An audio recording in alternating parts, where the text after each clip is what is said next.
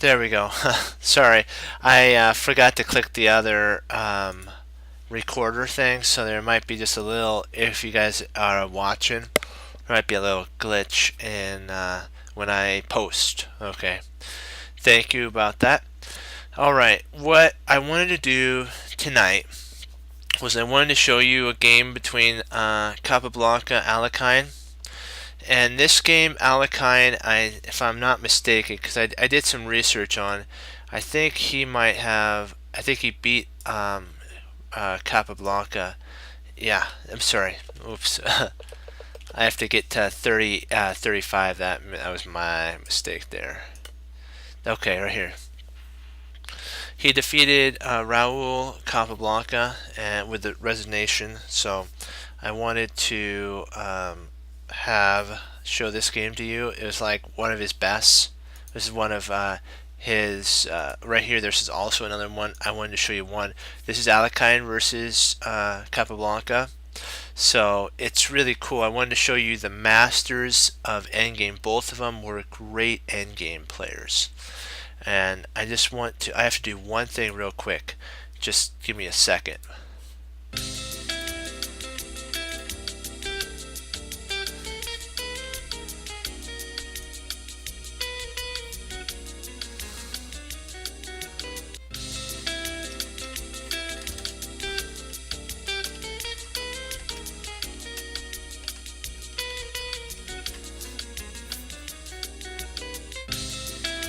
Hold on.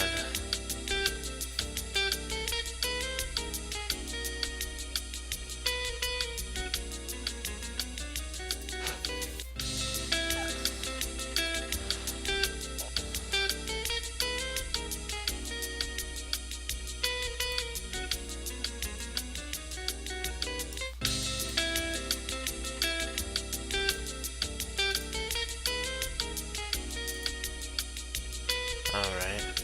So.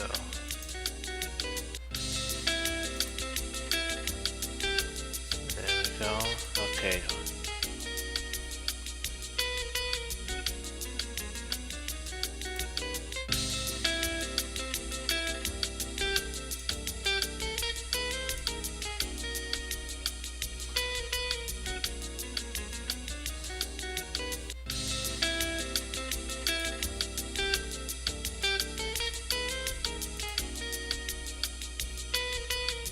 Yep, okay. Thank you guys for your patience. I wanted to make sure that I put all the code in, and I wanted to make sure all the code was correct. I apologize about the music weight and everything. But this, I wanted to show you the one from Alekhine. They're all put in correctly. I wanted to make sure. They both, I know I'm repeating myself again, were outstanding endgame players. This is a rook endgame. I took it to this point because I wanted to show you how it came into a rook endgame. And so we will start right now. Capablanca is black and Alekhine is white. And so the rook slides to e2. See, the idea, remember, is to get your your rook behind the pawn and then start pushing it. Oops. Here, and then start pushing the pawn. And so he blocks that, and Alekhine attacks the rook of Capablanca. Capablanca defends, and now Alekhine checks. Alekhine checks his king, Capablanca's king. The king moves over to h7 to get out of any more checks. The rook is moving in for a potential threat of a back rake mate. So that has to be stopped. That's why queen to b6 was played, to stop the infiltration of the rook. The rook still, Alekhine still is able to infiltrate into d7. Now he's threatening the pawn on f7. The queen goes to b1, trying to get some counterplay. Now there's a check, and Very interesting, isn't it? That Alekhine's position looks almost symmetrical to what the pawn structure.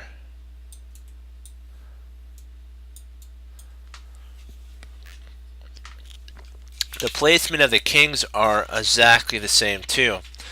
But Alekhine has one thing that Capablanca doesn't have: an outside pass pawn.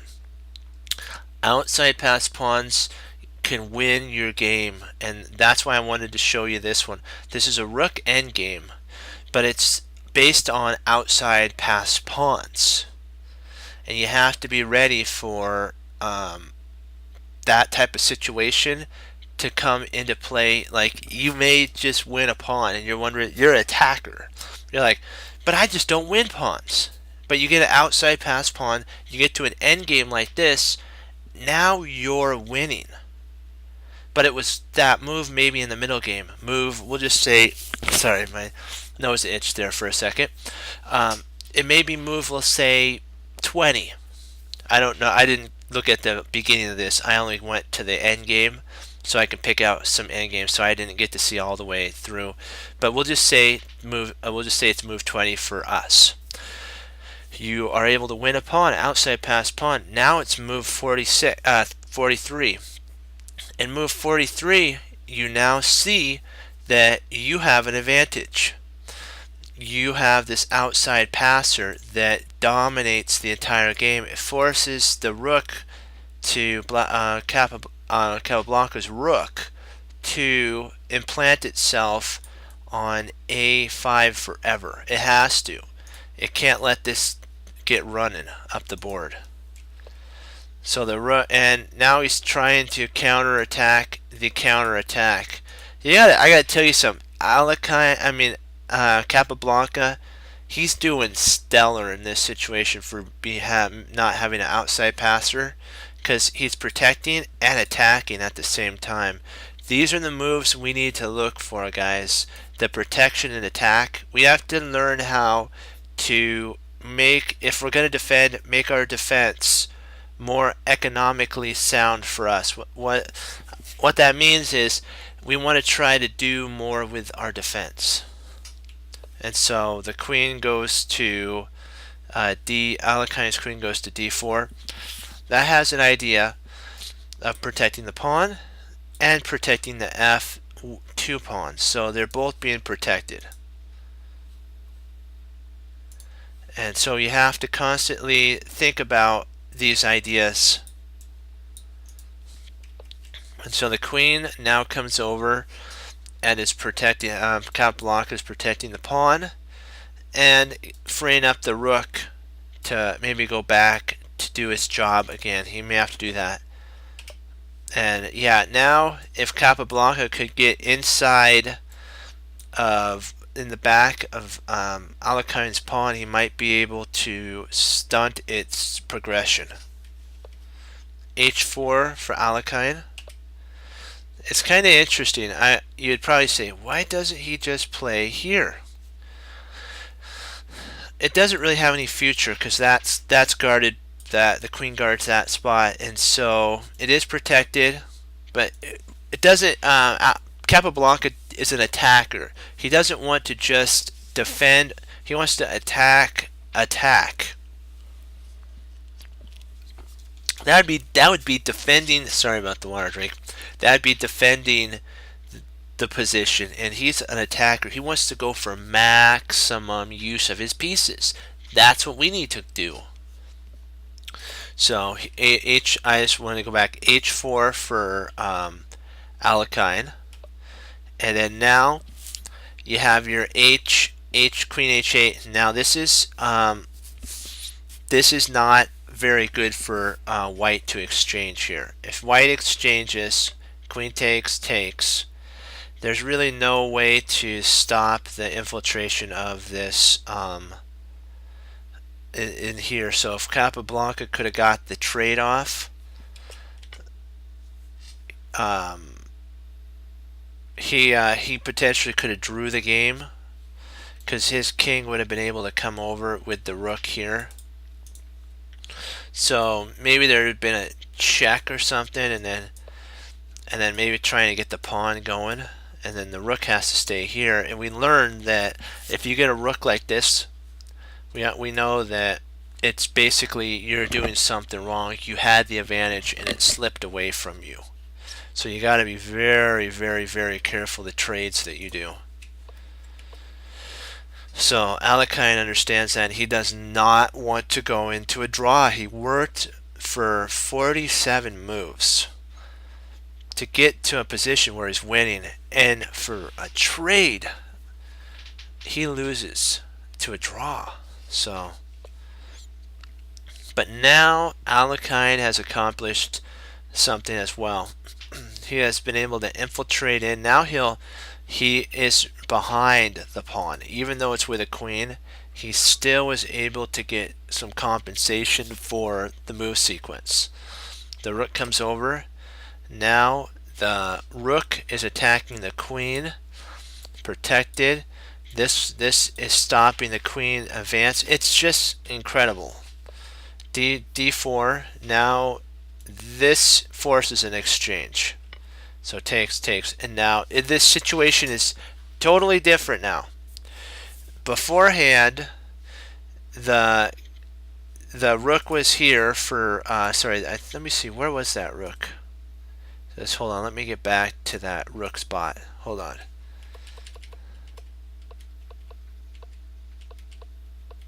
All right. Yeah. Okay. I'll remember. It's F3. Okay. Beforehand, okay, before when the exchange would have happened here, and remember the queen was here, the exchange would have happened, the rook, this rook was right here, the king was over here, and it wouldn't have worked because Capablanca would have been able to get in behind the pawn on A3 to A3. But now the exchange works for Alekhine, because Alekhine now can play his rook to D3 and A3, and now he's got it behind the passed pawn. And the king stops the infiltration of the rook from ever coming in.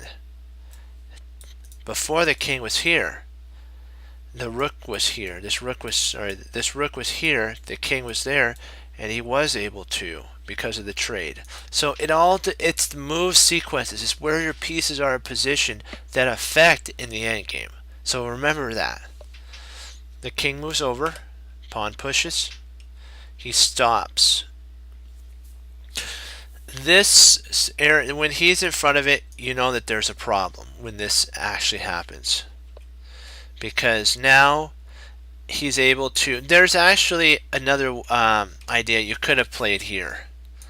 Potentially could have played there as well, but it's not as active because then you'd have to get your king involved. You're stuck there, and so Alekhine plays a more aggressive protection. He's keeping protected of the pawn, but he's also giving himself more attack. Like if the king abandons and like comes, we'll just say over here, he potentially can bring a rook and start gobbling these guys up. But if he was right here, he wouldn't have had that ability to do it. So moves are important in endgames. You can kind of slightly be inaccurate in the middle game, but if you're inaccurate in the endgame, you will not last very long. But if you know endgame, you can be able to defeat your opponent in the endgame, because a lot of chess players are really top mid openings. They have a lot of openings. They know a lot of tactics too. But one thing that's neglected from a lot of teachers is the end game. Like Yazzer talks about it, Jennifer talked about it, Maurice Ashley talked about it. They had another girl on there, I forgot, a long time ago. She also, I forgot her name. She also said, they asked her, she was like a teen, she was a young talk host, talk person, and they asked her, what would you do? What would you um, say to somebody who would call in and say, how can I get better in chess? And how can I win more in chess? And she actually said this: study your end game. Study your end game. That's one thing that's neglected, she says, is end game study. She became a women's grandmaster because she studied end game. And so it's not about just the opening and middle game. You have to remember there's 3 phases in this in chess, and you could have a semi-losing middle game, take it to the end game, and you guys can handle the end game. Your opponent makes one small rook inaccuracy move. You win a couple pawns. You're back in the driver's seat. You may even win. Magnus Carlsen is a master of the end game. He actually won a game against Ding Loren in the showdown. Won with an end game. It was I think it was double rooks and a bishop. I think it might have been. I'm not sure if it was day 2 or the game after day 1. He had one that he almost lost. The first one, it might have been game 2 of that day. I'm not sure, but forgive me if it's one of the other days. But he won because of endgame study. He understood. He had a pawn that was here. He had a rook right here, and then another rook. There was a pass pawn here, and so what he did was he moved his rook to right here. He stopped this pawn from advancing, and he started pushing this pawn down the board. And when he got it here, Ding Loren accidentally made a mistake. He moved his rook. He should have traded. There was a pawn structure that he should have went up here, and he could have stopped Magnus Carlsen's pawn from progressing. There was enough material, but it shows one inaccuracy could turn the tide of the battle. And that's the cool thing about chess. It's not engraven in stone that, oh, I made a mistake in the middle game, it's all over. No, you have 3 phases of the game. Okay, we will continue onward. Enough talking from me.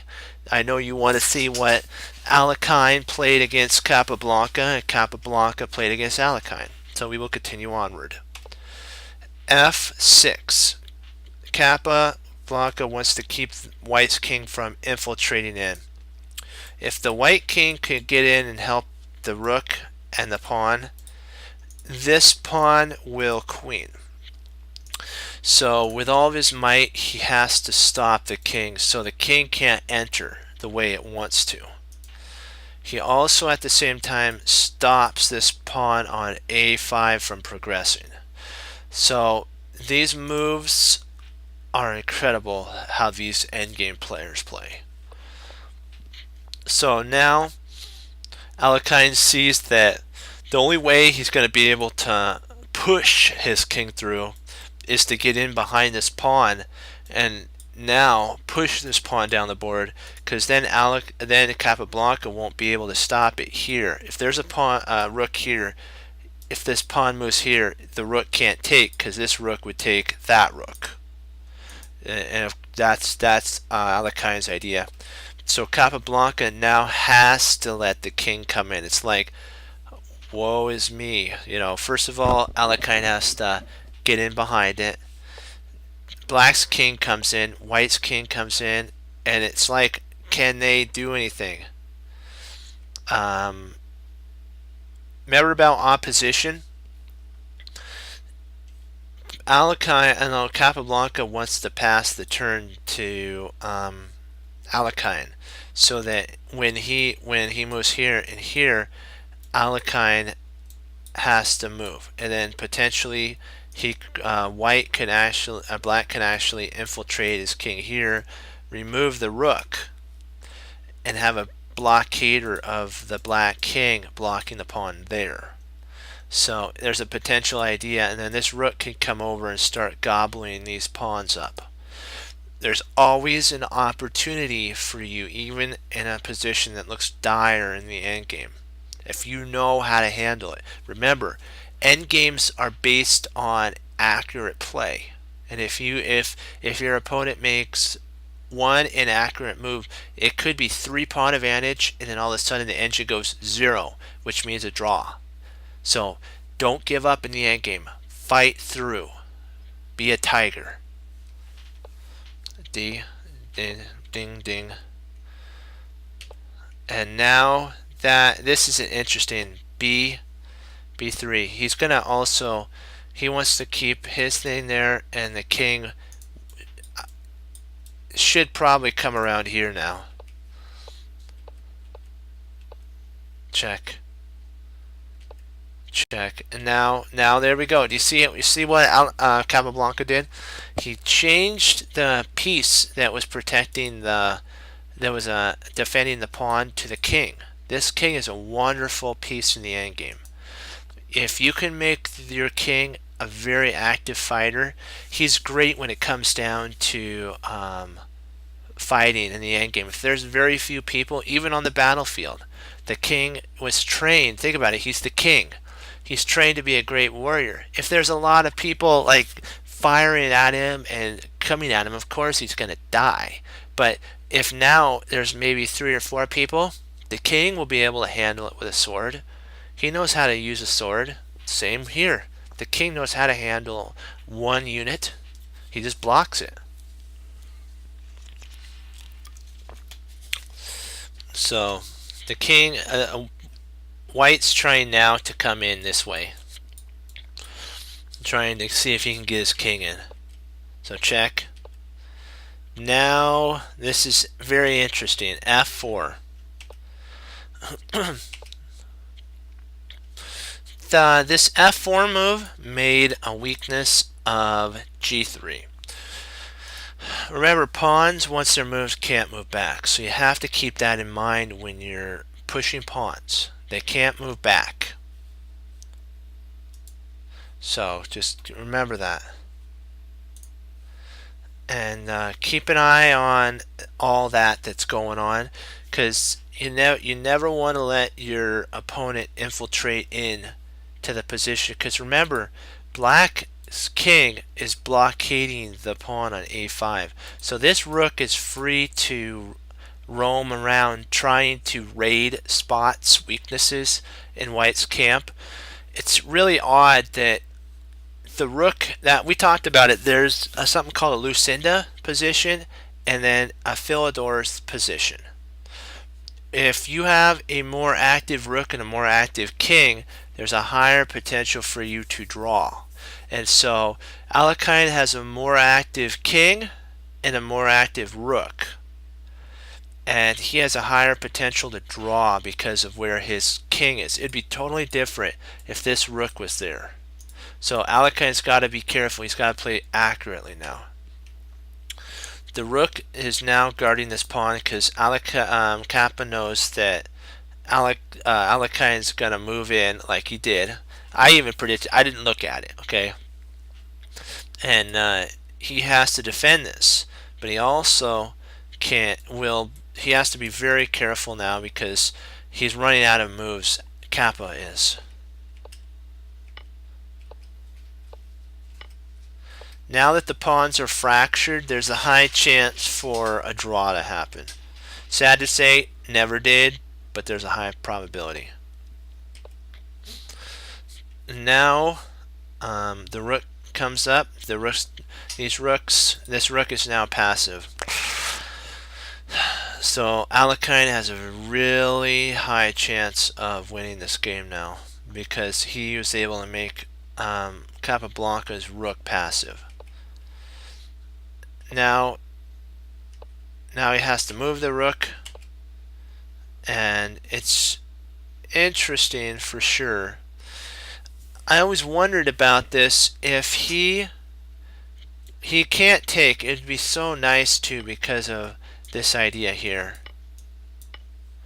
And then you're just not fast enough to get your pawn there, and it queens. So Alakai understands that. So Kappa has to move back. King moves. Pawn's taken. And he doesn't want to trade, so he's got to, remember what we talked about? He's got to keep his rook on the board. If he trades, there's going to be a problem. And see how they're shuffling back and forth?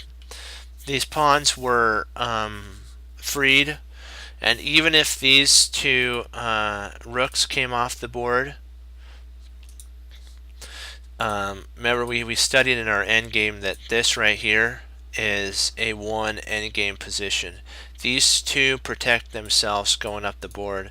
Black may even be able to get here, but there's no way, or sorry, here, and these guys may be gone, and he still can't stop these guys from coming up the board. They protect themselves.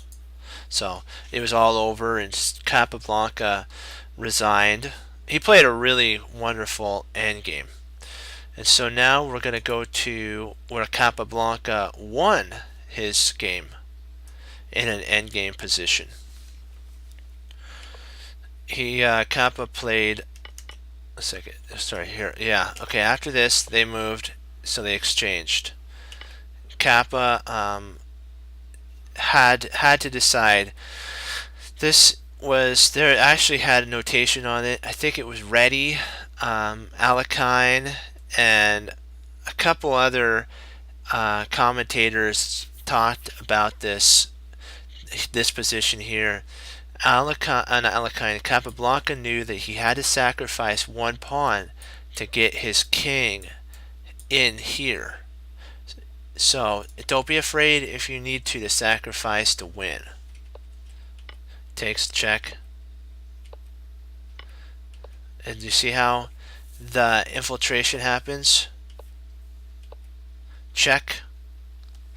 And we have to remember that that's how everything goes, is by the position of the pieces. Oops, 1 second. There we go.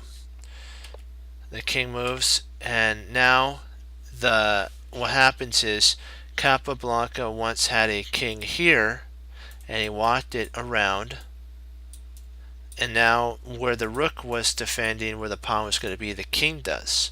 And so now Kappa has a very flexible rook to take pieces. And now we come to our position where the Philidor's position comes into whack. I mean, comes in. Sorry, I should have said comes in. That was funny. And so what happens is, now that the king is passive and the rook is passive, white's going to win the game. If this was active and this somewhat was passive, there's a chance that black could have drawn the game, because he has more pawns than his opponent, so he could have traded everything down and maybe drawn the game. But his rook's passive. The king guards here, and the king guards there, the pawn guards there, and so the threat is checkmate. So the rook had to come back to guard. White made the piece passive, and remember we went over, there's a rule that if you can get your king to the 7th rank, Jeremy Silman talked about this, and like here, and let's say black tried to attack, the rook would just slide over and infiltrate and block. He talked about if you can get your king to the 7th rank or the 2nd rank, depends which side you are, and you have a rook that's on the 2nd or 7th that can block the attack, and you make the situation very similar to this, you win the game. And that the position is like this, Capablanca is winning, and he knows the patterns.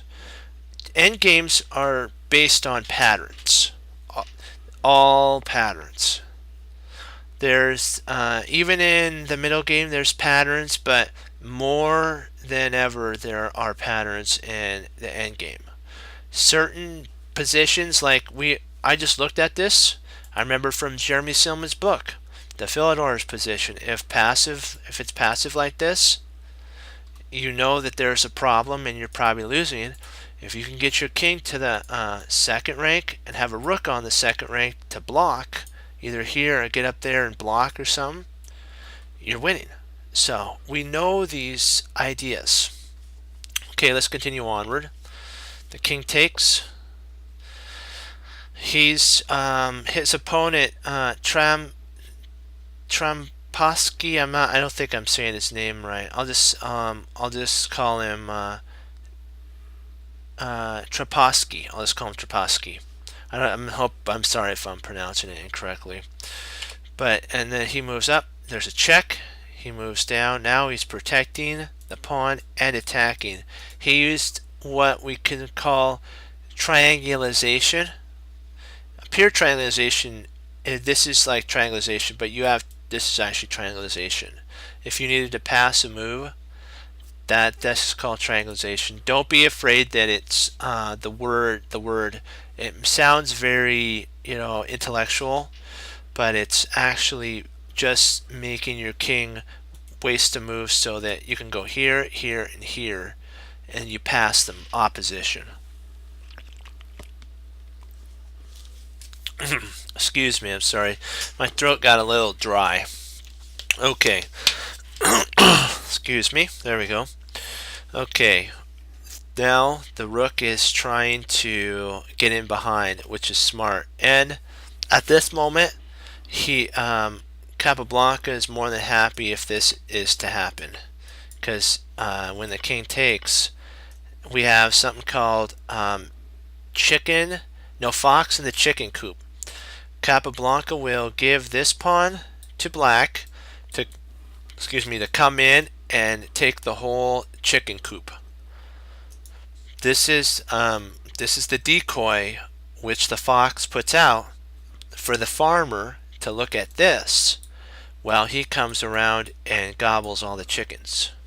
That's where Jeremy Silme got the idea of fox in the chicken coop. I thought you guys would like to just know a little bit about that. So the king now has to step in front of the pawn. He can't take because we got to see what happened. You get fox in a chicken coop. But now it doesn't matter. He's just going to start gobbling pawns up anyways. So rook to g1 was played. He's got to pass the move. Capablanca just takes another pawn. Now the rook's trying to stop the king from infiltrating any further into causing any more problems than there is. And now he's passing the move to white. Kappa plays d5, passing the move right back. c1 for black. And now he's again saying, hey, trade with me. If this gets traded, he can win. But now look what he's got. These two monsters. There's no way to stop the infiltration of this pawn from happening. And game over. So the rook has to go after one of the weak pawns, which is here. Kappa doesn't even mind that he can get this pawn on A. It doesn't bother him. The whole goal is he's got the queening potential. And what happens is the rook would get in behind here. It doesn't matter though. He's just gonna go. 1 second. 1 sec. I apologize. Just give me a second. Buddy.